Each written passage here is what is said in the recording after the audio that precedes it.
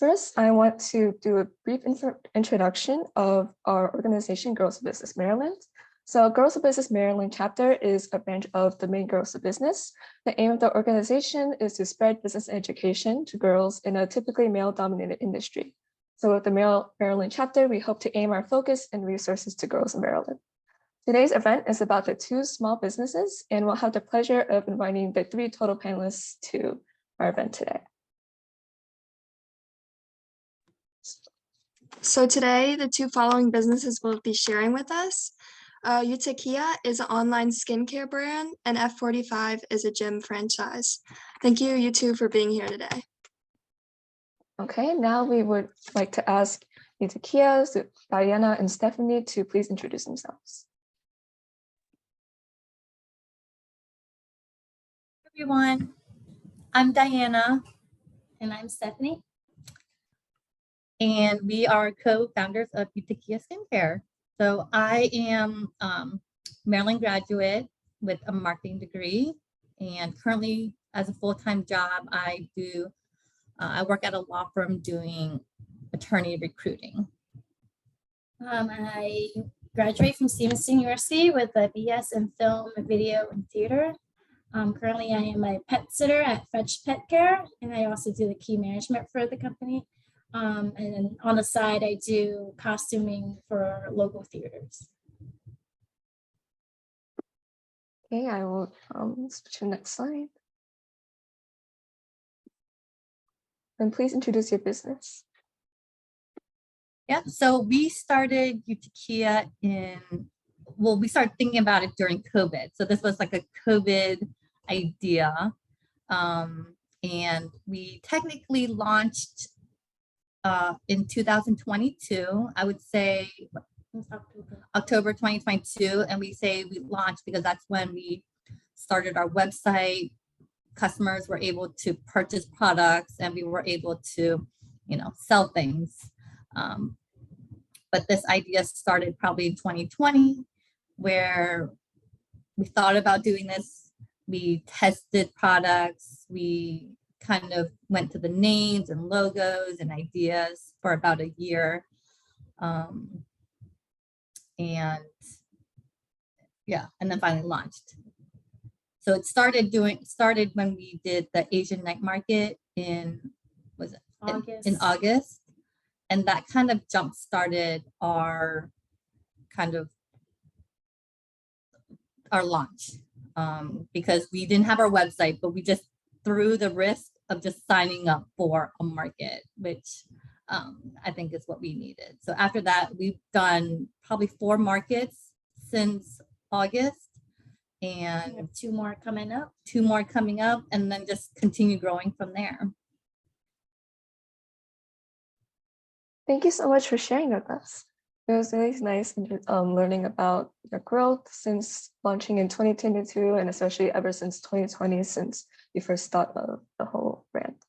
So now I want to transition to F45 with Carrie. So Carrie, may you please introduce yourself?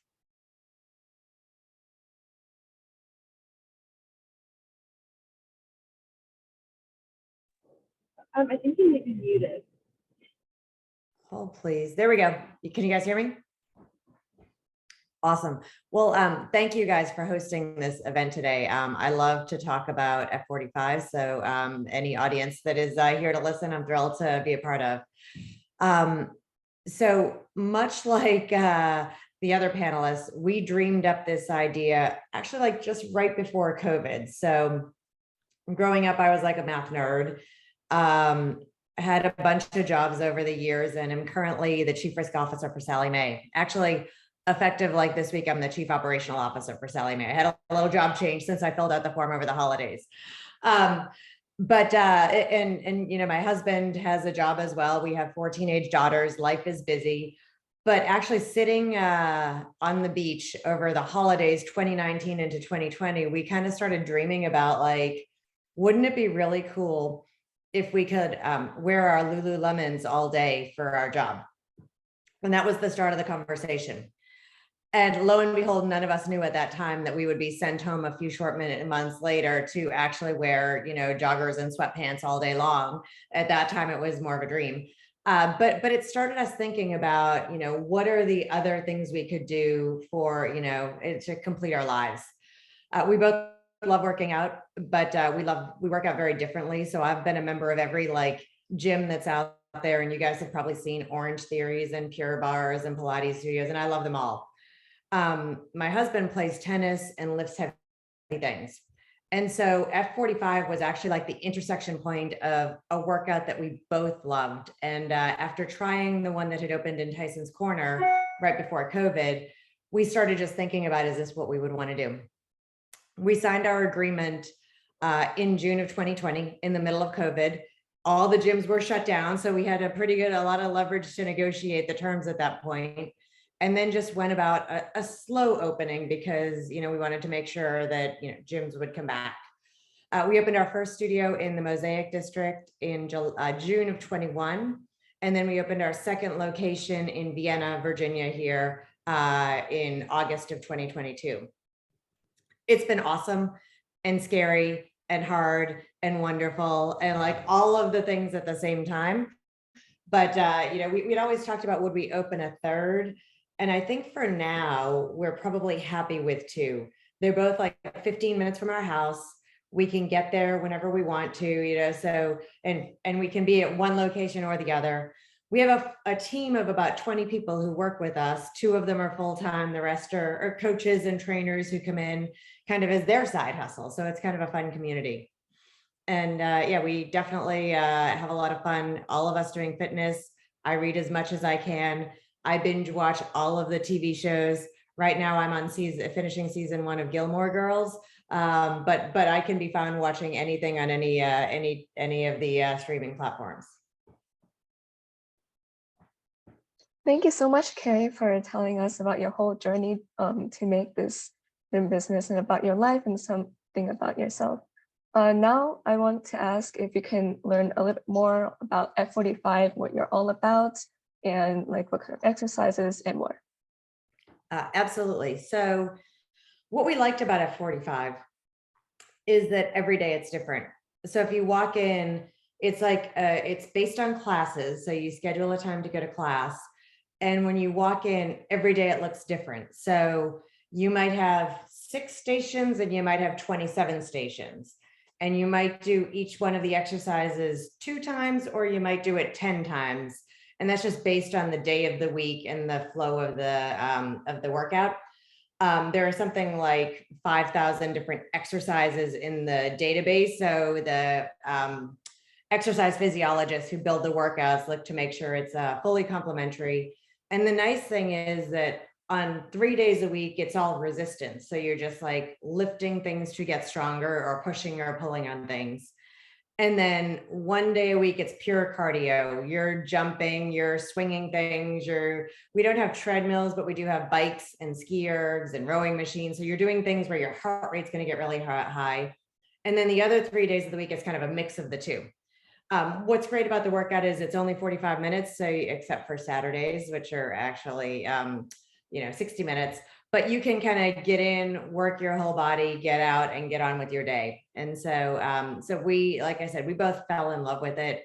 And it is great because, we have members as low as, our kids, who our youngest is 15, all the way up to, a couple of our members that are in their 70s. And so everything can be scaled up or down as you kind of get stronger and get more fit and or get older and have to watch out for more things. So it's a ton of fun. And our favorite thing is actually the community that's formed. So the trainers and the coaches, as well as the members, truly do become a little bit of an accountability group where it's well, wait a minute, you're usually in the 6:30 class. What's going on? Why were you not there?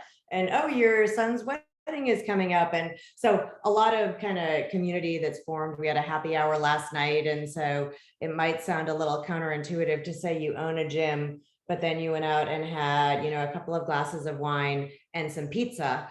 But it's all just part of the building, people who actually care about each other rather than the kind of nameless, faceless place where you just go in and hop on a treadmill.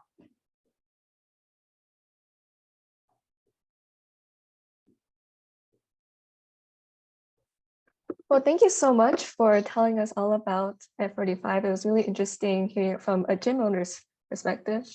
So next we want to transition to questions, but first I want to, okay, Izzy? Okay, so now we'll be transitioning to our questions. So our first questions is, how did COVID-19 affect your business? So can Diana and Stephenie please go first?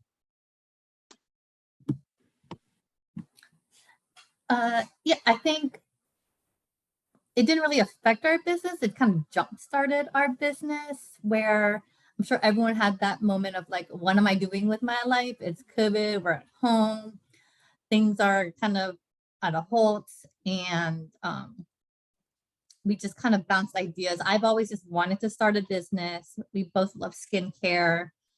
I was always into the DIY projects, doing lotion bars, the natural beauty, kind of like what you put on your skin is the same as like what you eat. Stephenie was always the same as well, but she also had sensitive skin. So that was kind of more perfect. And we decided to like combine those things and focus on natural, sustainable, and Simple, like using simple ingredients, not too complicated.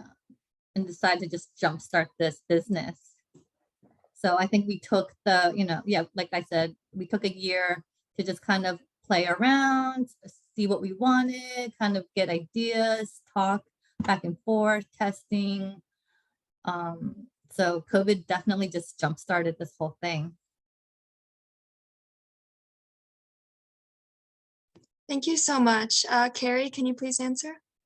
Of course. So when you do start a business in the middle of a pandemic, it impacts like each and every phase. So from the going back and forth of like, should we even do this or not? And for us, the biggest leap was signing a lease, right? So we were actually committing to monthly rental payments for like 10 years. And so that was like a big thing for us to kind of, wrap our heads around. And then there was just the timing of everything was slower. So everything from getting permits for the location, because you have to go through the county, and they were all working from home. And if someone actually got sick, like just stuff wouldn't move for weeks on end. So that was slower. Getting our equipment, which got shipped from all over the world, like just took like an extra month longer than we thought it would.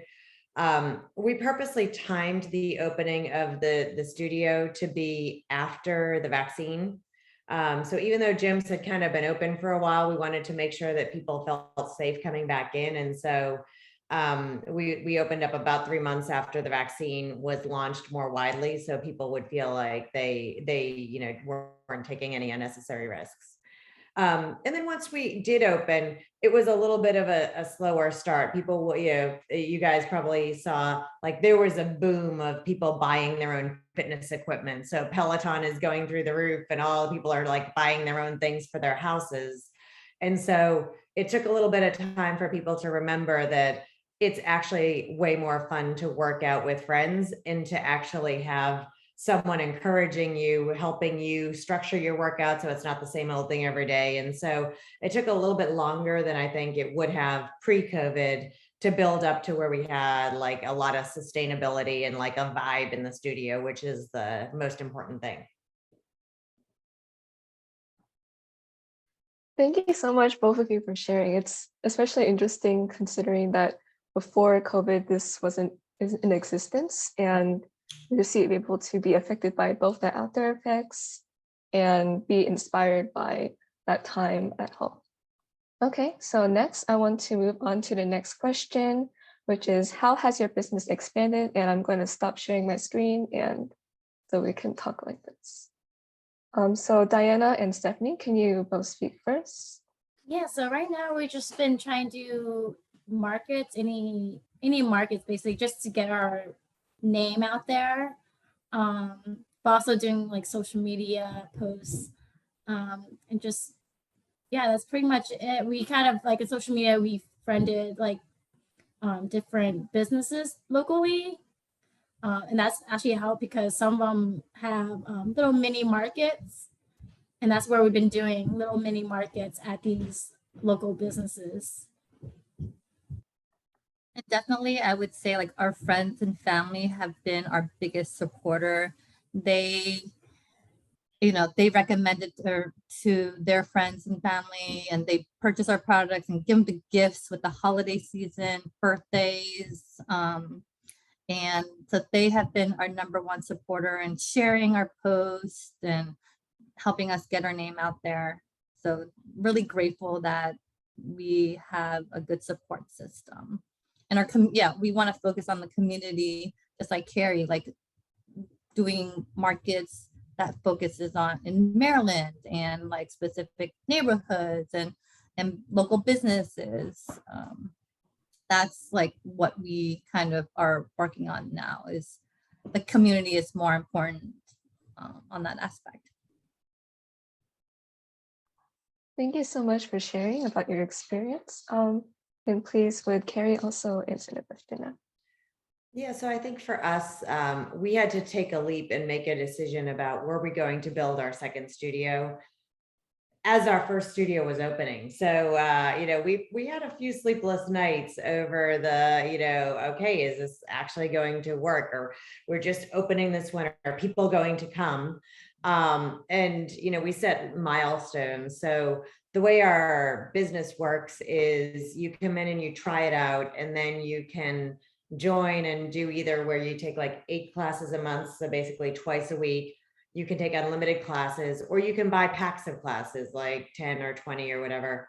And so we set milestones, like we want to have 50 people paying us every month to come unlimited. And then we hit that. And then we went to 100 people and we hit that. And we went to 150 people. And so, this isn't a business because it is community and person to person. We don't want to be at like 1,000 people in our studio, because then you just kind of lose that personal connection. But we couldn't be more excited about how the community has really come around. And to your points, we're in Mosaic District, which is an active shopping center. So how do we make partnerships and give people who work in the area, discounts or passes to come in and try free classes, again, just so that they'll talk about it. So, if you're getting your hair cut there and you're talking to the person cutting your hair, it's great to be able to say, just make up conversation and get them to be excited about the fact that, there's a great gym in the neighborhood. So opening our second studio was a big leap, and it was really hard work, which is why we said, we have 4 teenage daughters. We might want to wait before we open up a third studio, since we both do have our full-time day jobs. So.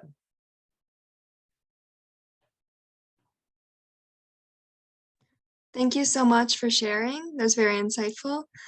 So our next question is, what was the hardest thing about business that you didn't think about? Diana, can you go first? Diana and Stephenie. Yeah, sure. I think there are 2 things, at least for me, is one, getting out of your comfort zone. Starting a business, you're already getting out of your comfort zone and you're like, okay, great.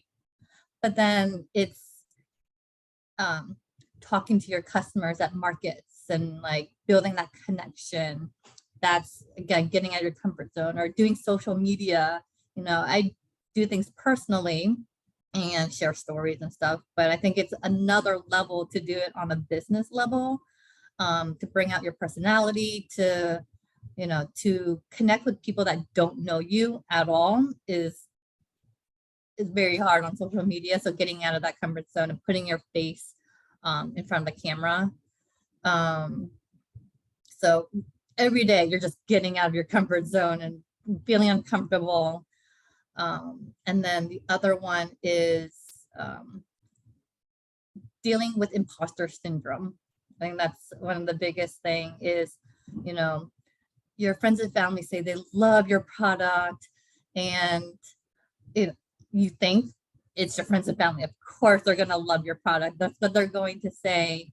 And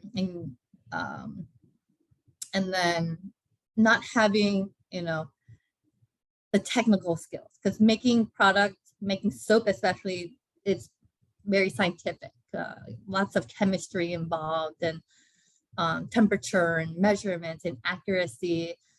I am not a chemist at all. I'm not, a cosmetic chemist or anything. I just love it. So making the first couple bars of soap that actually works, I'm like, this is, I don't know how to make soap. This is not real. So just keep telling myself, like, I can actually make soap is great. Yeah, so I don't know if you. Yeah, I have an opposite because I make the serums, so it was easier to make serums. I just, I love to research. So I'm like researching on ingredients and then buying ingredients and like combine everything. So I had a different experience making products compared to my sister. For me, I don't have any like background in business or anything like related to that. So that was kind of like, what can I do like to run this business with my sister? So there's a lot of just kind of taking it slow, reading about businesses, like reading about how to do marketing and all like the little like finance parts. There's always like the taxes, the sales and profits and all these like little things that just kind of adds on. You're like, yeah, just little things always like comes up that are like super important. Like I think we think about it on a bigger scale, and then it's like, okay, how do we do this? Yeah. So that was like the execution part is always the hardest part, because we have all these ideas and what we want to do with inventory, marketing, and finance, and then we're like, okay, how do we actually do this? It's also like who are we? Like our brand, like our vision, like us, our personalities also get to consider that with marketing. Like social media has to be kind of make sense. Like our look is there, and even our packaging, our look is there. We gotta make sure it's the same and not like different.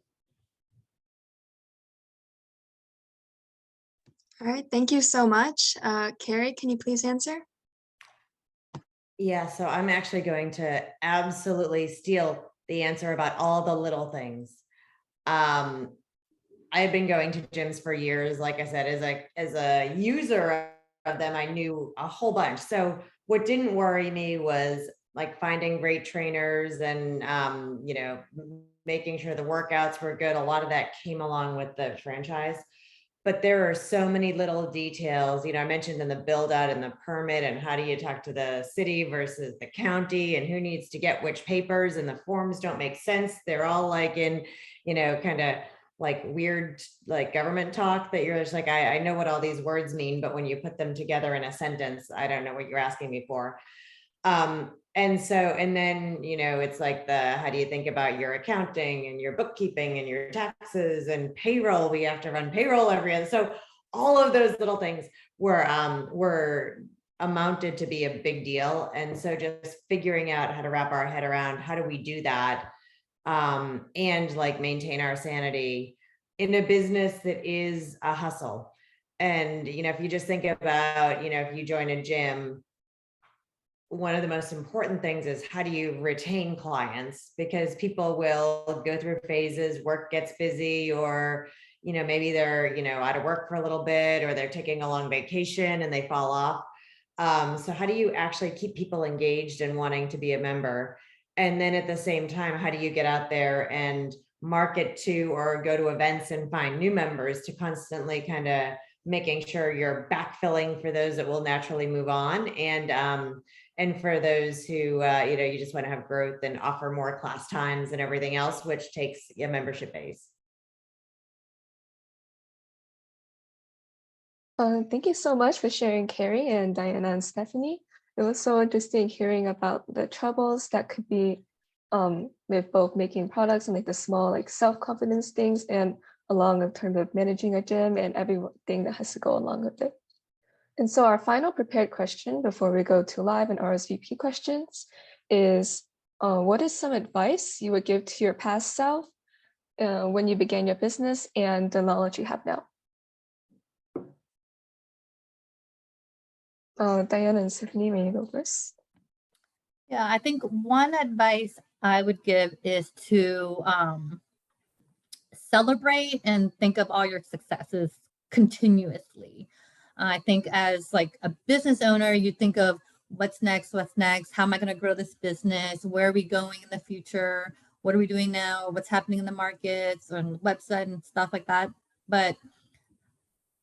And then you always have doubts. Am I doing this right? Am I doing that right? But celebrate your successes, whether it's big or small. Like even just having a market, celebrate that. Having a sale, celebrate that.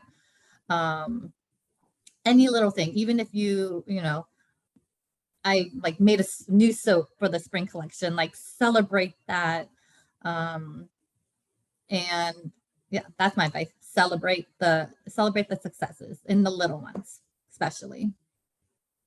I guess mine's more definitely just you will have self-doubt, but that's okay because you're supposed to. But just, it's okay. Just keep going.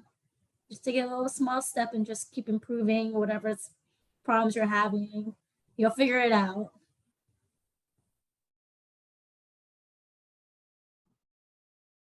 Great, thank you so much for sharing. Carrie, will you answer too? Yeah, I think my advice to myself would be first and foremost, patience, right? You can get in your head and know the 300 things you want to do. You can't do 300 things. So it's okay. Be a little patient. For me, I'm an organized person, so it's just always great to have the list of the very specific things that I want to do within a certain time. And then not losing sight of the vision, right? So having what needs to get done today that's like tactical and tangible, but then being sure you're able to connect that to why are you even doing this, right? What is your why? And so I think that's helpful. I think the other piece, again, if you're going to start a franchise, by the way, they're going to give you these numbers that say like, this is how much everything costs and this is how much money you're going to make. And then like your profit is the end answer. Don't believe any of their numbers. Everything costs more than they tell you it'll cost. And for us, especially opening during COVID, the ramp to revenue was a little bit longer than we thought. And we hadn't given up our day job, so that was totally fine. But I do think that there are some people who take the big leap, which is quit your job and open a business. And I think a lot of businesses fail because they're not prepared for everything takes a little bit longer than you think it will. You might have a couple of bumps in the road. So plan for all of that. It doesn't hurt that my day job is risk management, but if you plan for all of that, you'll be able to weather those and then kind of get to the other side versus having these things that in hindsight are little knock you off of your dream, before you even get to step one. Thank you once again for sharing. It was so inspiring to hear all the advice you had to say to your past selves and looking forward to the future. So now I want to open the floor really quickly to the live audience. So does anybody have any questions? You can type it into the chat or direct message me on Zoom and we'll try answering those. But in the meantime, let's go answer some RSVP questions that you guys asked inside the RSVP form. And so one of the questions we want to ask was, do you have any tips on how to start promoting small businesses with the use of online platforms like Instagram with having a small amount of engagement or followers? How about Carrie go first this time? Yeah, so I think that for us, we do a lot of our marketing through Instagram. So if you happen to be walking around in the Mosaic district and you're in our demographic, which is like 18 to 55, you'll probably get an ad on Instagram from us. And that costs money, but I do think like that's how to connect with people. And then on top of that, for engagement, we really encourage every person who steps in our door to follow us on Instagram, and we will very quickly follow them back. And we just promote that as a means for communication. And so there are like little things like, oh, it's snowing, classes canceled. So that's like important for you to know, but also just for people to know about a happy hour that's going on. Or, we like to show activity. So if you look at our stories, you'll see that like go to Mosaic District, there will probably on any given day be somewhere between 5 and 20 stories up there whether it was from last night's happy hour, people actually working out in the gym, so you can get a sense for what it looks and feels like. But that's super important to us. We had a goal of being at 500 Instagram followers before we opened, just because, again, that's a little bit of a flywheel. So if you post something or have something on a story and then tag the person who's in it, then a lot of times they'll put it on their wall, and then, you know, it will just become a little bit of a way to get some free brand recognition in the market. And so we're pretty active in that space. It's a little bit of like everybody's job, but then, you know, at the end of the day, it comes down to, you know, we as the owners need to make sure that there's always something out there for people to see.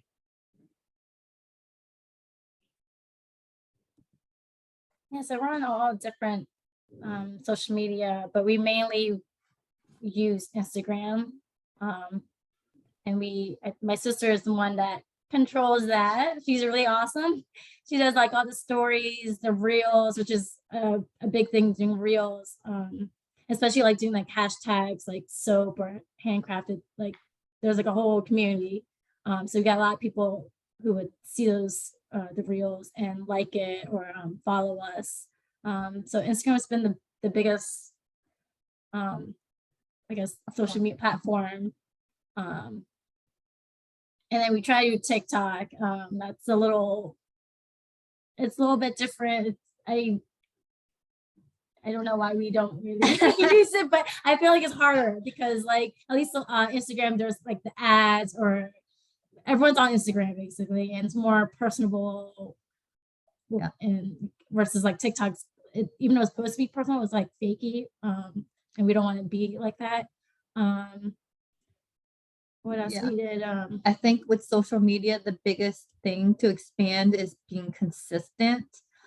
If you're consistent, you'll be more engaged. They'll see you on the feed, you know, every day or multiple times a day. The people are gonna be seeing you, and then if they think about you, then they'll continue to look at your profile and then look at your website or whatever link that you have. So being consistent, like Stephenie said, having the personality. I think with social media these days, people want to like you.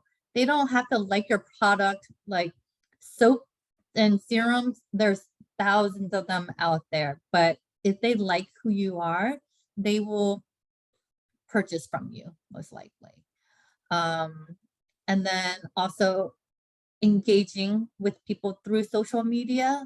So it's not just you posting stories or posts or whatever you're doing, but also engaging with the community that you're in, or with like-minded, we follow a bunch of soap people because it's that camaraderie, even if they're not local.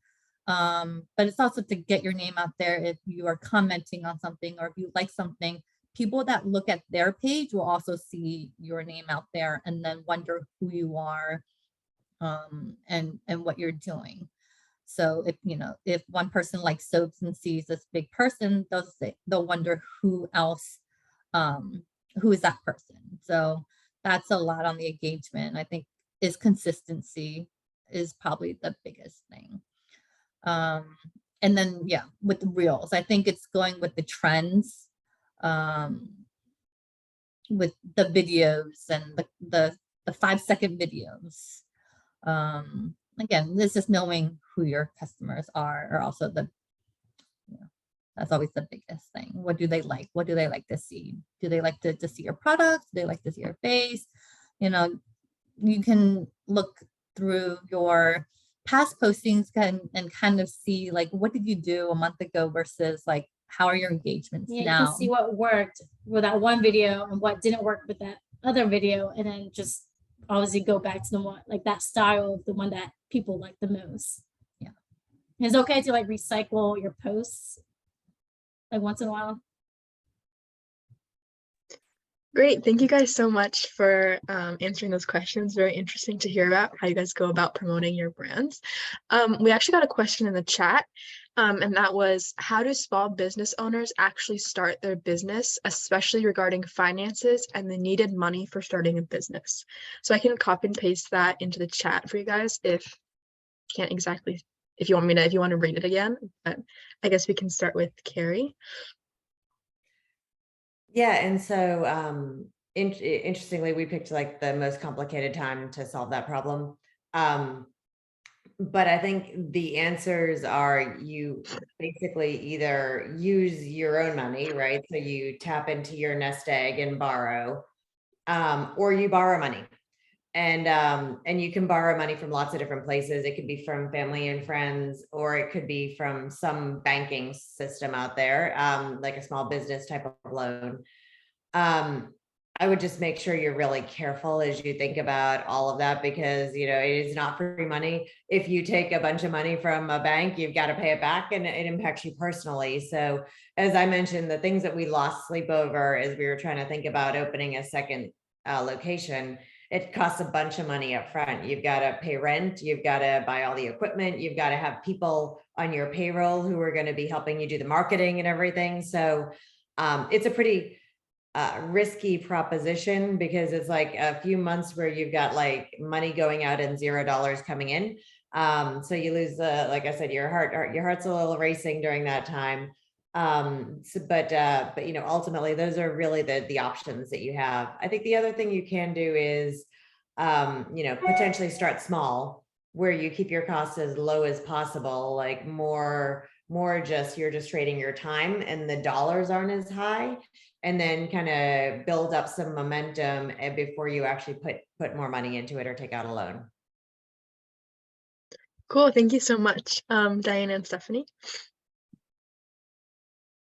Yeah, I think Carrie hit the spot on basically that on starting the business. For us, we started small, you know, and luckily we didn't have to do a lease. That's, you know, big finance, but it's ultimately it was our money, and like, what could we do with that money, and friends and family.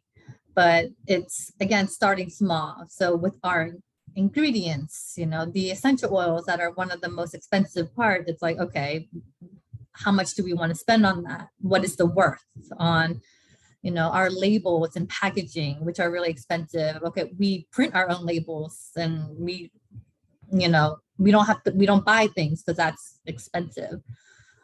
So it's finding out what's the worth of spending something versus, you know, okay, we can start small here. So we spent money on some like a marketing platform, Canva, to do all our marketing stuff. We know that that's important, so we bought a membership. And then with our website, you know, we pay for a subscription on the website, and we actually hired someone to help build the website, because we knew that that was worth the cost for us. You know, with Shopify and Squarespace, you can easily plug in. They make things easy for you and give you that template, but we wanted more. That was important to us. So figure out what's important to you towards your business, and if that's worth the cost. And if it's not, but you still need it, then, you know, what's the low cost that can still work, like our labels. And then, you know, hopefully in a year, 2, 3, 5, then we can really, you know, scale up with, you know, better essential oils, or buy bulk ingredients versus I, you know, buy half the bulk. So that's kind of how we started on our business. I don't know if you have something to add. No, that's about it, I think, for finance. Well, thank you so much, all of you, for sharing about all the finance and the kind of costs and benefits you have to weigh behind the scenes in order to make the first step.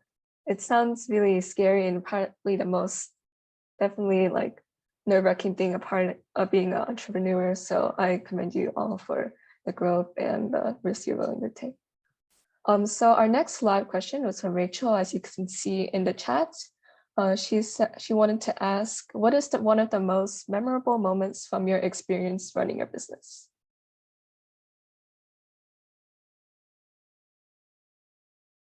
I can start. It was our grand opening. right? So all of like living through COVID and getting all the things and having our supplies stuck and everything. And then finally getting to the day where we had packed classes, we got all the pictures, we had, champagne and mimosas and, all the things to celebrate. And like we took so many pictures that day because it was just the end of a journey to get to open, but the beginning of a journey of being like truly a business owner that was out there and operating, and it was awesome. I think the most memorable moment is when we had someone reorder. She bought some soaps at the market, and we also gave little samples of the serum. And then like a few weeks later, she's like, I love the serum. And she ended up buying 2 serums. And I think that's like, yay, like someone that's not our friend or family and loves our product, bought it online. So I think that was like, yes, we're doing something right. I think for me was our first market. We did the Asian night market that was at Howard County. And before that, we haven't really done anything. We actually hadn't even launched, but that first day, we showcased our products for thousands of people. We had literally our first sale. And then we had multiple sales, and it was, that was just really exciting, really memorable, and just kind of, it was just really exciting. And that kind of helped jumpstart everything, moving forward. Thank you guys so much. That sounds so sentimental. We have 2 specific questions for both of you, or we have 1 specific question for each of you guys. For Carrie, we got a question. How did you decide which locations were most ideal to open a market for F45? Great question. And we spent a lot of time. By the way, during COVID, it was a perfect thing to do because we could just get in our car and drive around for hours. And there was no traffic, and you could get from anywhere to anywhere. And we went back and forth. What we ended up deciding on was our 2 locations are very different, even though they're only 10 minutes apart. Mosaic District is a really young professionals area. And there's always a vibe there. They have farmers market every Sunday. They have like a blossom festival. Today was the Polar Ice Challenge. It's, there's a ton of people around all the time with all the apartments and townhomes and condos. And what's great about that is there are lots of people around all the time. What's terrible about it is it's young professionals, and a lot of times their lease will be up and they'll move, or they'll have a baby and they'll move. And so you really have to just always be out there marketing. With Vienna, it's a little bit more suburban.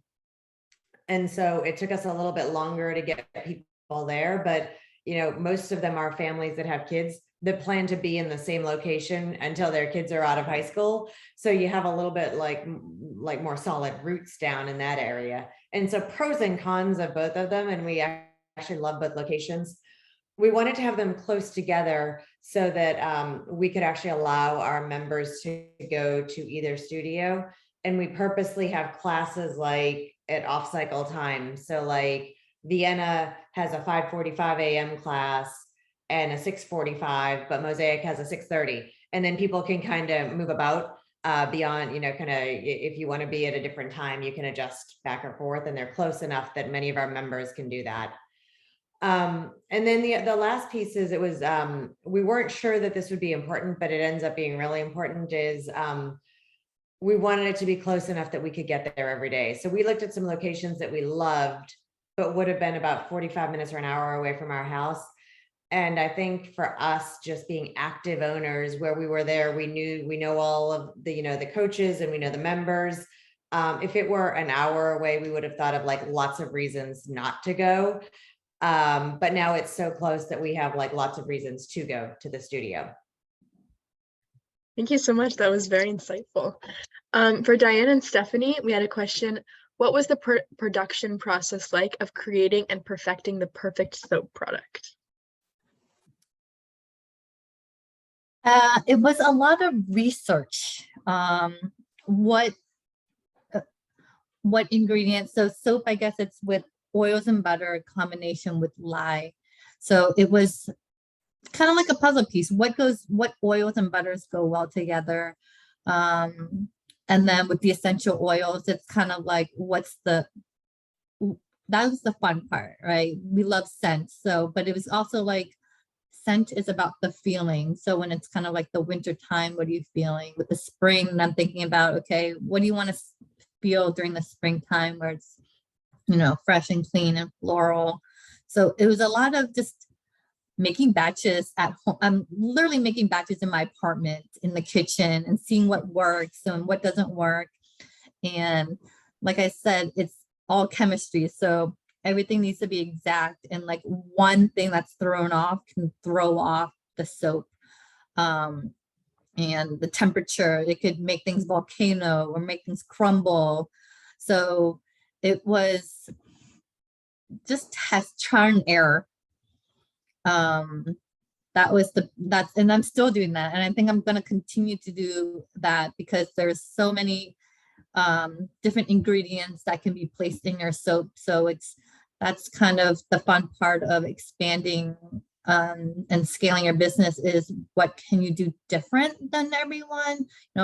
Most businesses have like this olive oil and coconut oil based, but how can we make things different with like we have a carrot soap, so like it's 100% carrot juice instead of water, or with coffee. So that's the fun part of like, how can we be different with our soaps, but still make it simple enough to to scale up and make on a bigger level.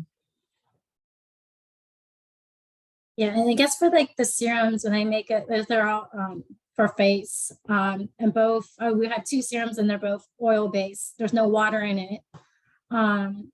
So it's, for me, when I did the night glow, it's all like seed oils, and it was I had to make a few different test batches just to get that right feel where it's not too greasy.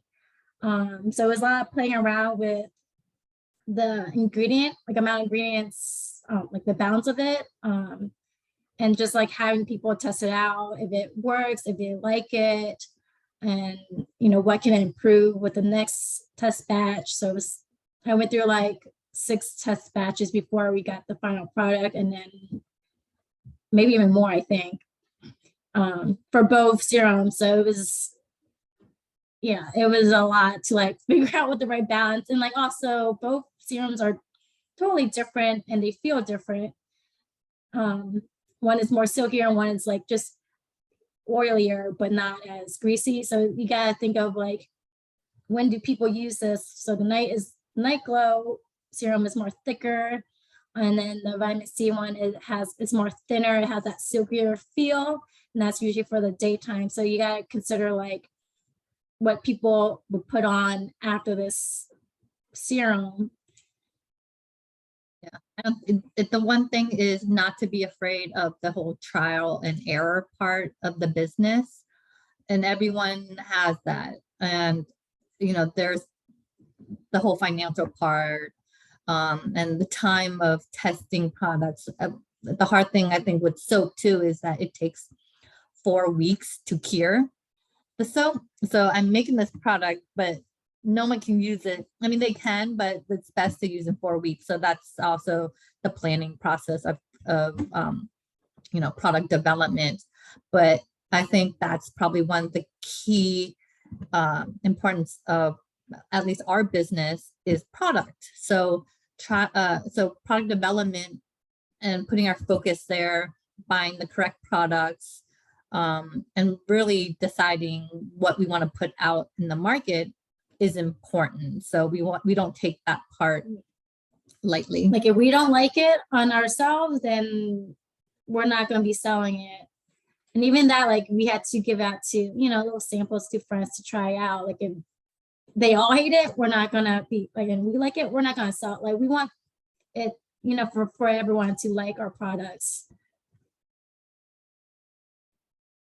Thank you so much for sharing, especially as someone who actually uses your products and on a daily basis. And really interesting to hear everything that goes behind the scenes and how you make the whole thing. So before we wrap up, we want to ask one more question really quickly. So a question from the RSVP list is, what advice would you have for an aspiring entrepreneur who's looking to scale and market their venture? So really quickly, can Carrie go? Oh, that's like a big question. And not one that I think you like fits in like a sentence or a tagline. But I think, you know, I think there's like a piece around researching. There's a piece around planning. And then there's just a piece that's like pure doing. And so as you think about, you know, what it takes to get into business, make sure you know your market, you understand what your competition is. You know, we talked about like, how do you think about location and all of those things. And then there are just so many things if you're not organized.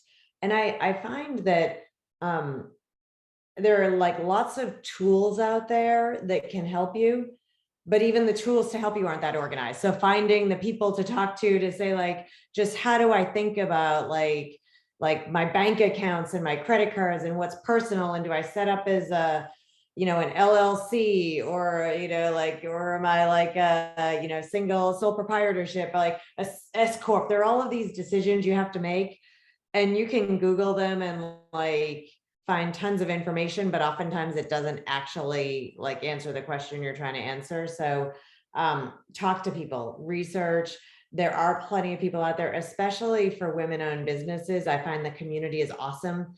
You know, you know, I'm gonna like actually reach out to you ladies in a minute to find out like, oh, how do we follow each other? And if you want to come into the studio and do so, like let's figure out how to support one another, because it's hard out there. And the more you can get to know other people who are on that same journey, and, you know, I think the better off we all are.